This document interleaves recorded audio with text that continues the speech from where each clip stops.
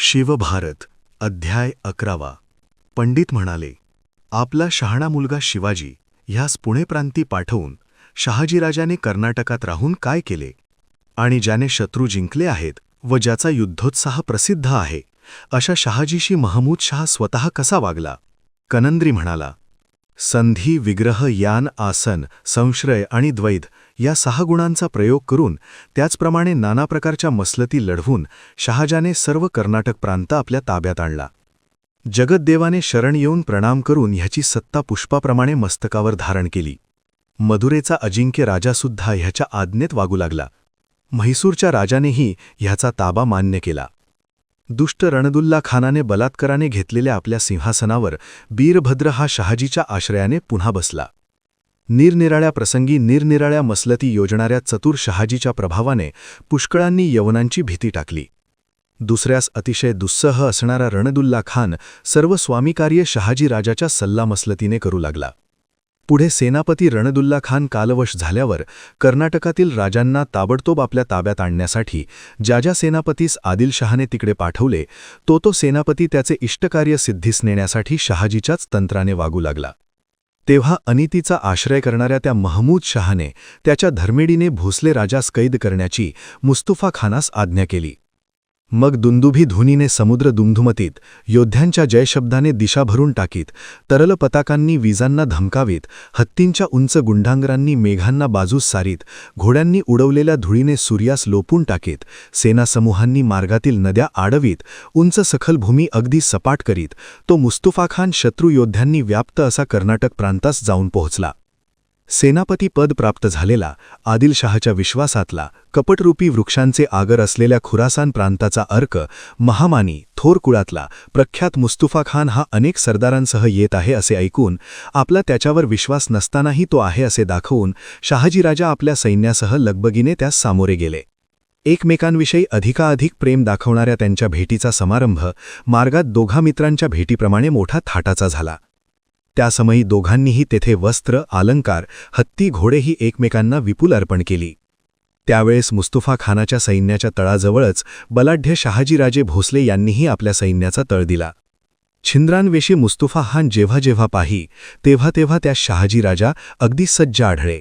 आपल्याविषयी खात्री पटविण्यासाठी स्नेह दाखवून मुस्तफा खान शहाजीराजा सर्व कार्यात पुढे करीत असे.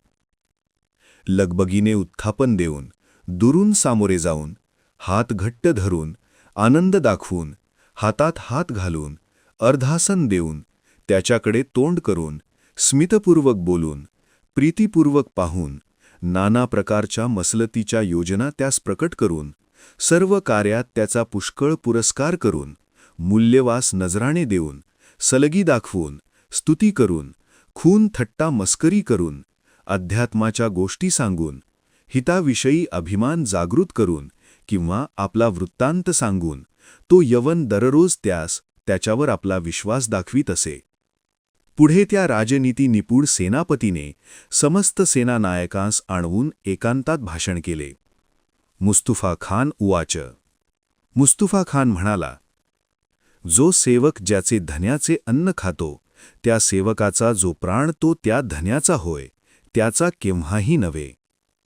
विद्येशिवाय महत्त्व प्राप्त होत नाही, प्रतिभेशिवाय काव्य निर्माण होत नाही, त्याचप्रमाणे स्वामी कृपेशिवाय अभीष्ट झालेले पाहण्यात नाही. म्हणून जो सेवक स्वामी कार्यार्थ आपला प्राण वेचतो तोच धन्य पुरुष होय असे नीतिशास्त्रज्ञ म्हणतात. स्वामी सेवापरायण लोकांनी संबंधी, मित्र, सोयरे-दायरे, सख्खा भाऊ यांची इतकेच नव्हे तर बापाची सुद्धा पर्वा करू नये. जो संतुष्ट झाल्यास आपण तुष्ट होतो आणि जो रुष्ट झाल्यास आपण नष्ट होतो, त्याची स्वामीची सेवा कोणता पुरुष एकनिष्ठपणे करणार नाही. आपण सर्वजणच सध्या त्याच्या पूर्ण ताब्यात आहोत, तेव्हा सर्व मिळून महमूदच्या हितासाठी झटूया.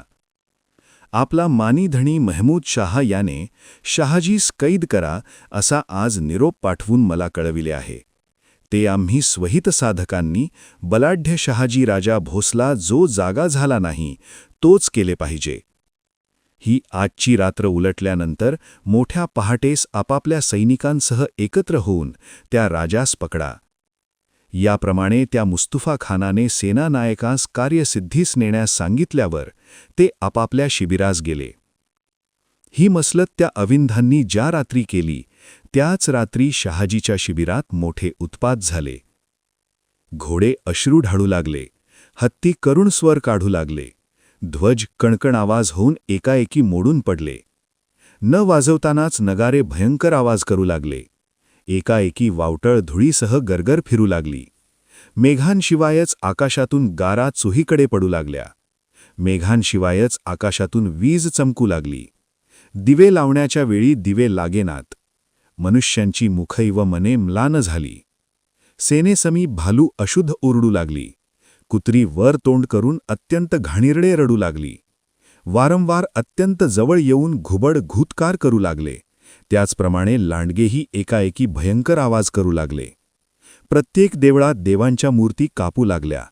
मध्यरात्री अकस्मात घरी हंबरडे फोडू लागल्या. अशी भयसूचक दुश्चिन्हे पुष्कळ झाली. तथापि तो शहाजी राजा दुर्दैवामुळे सावध झाला नाही. ज्यांच्याशी मध्यरात्रीच्या वेळी मुस्तफा खानाने फार वेळ मसलत केली ते सेनानायक आपापल्या शिबिरात सज्ज झाले आहेत असे हेरांनी येऊन सांगितले. तरी ते ऐकूनही अतिशय बलाढ्य शहाजी राजाने तत्कालोचित गोष्ट केली नाही.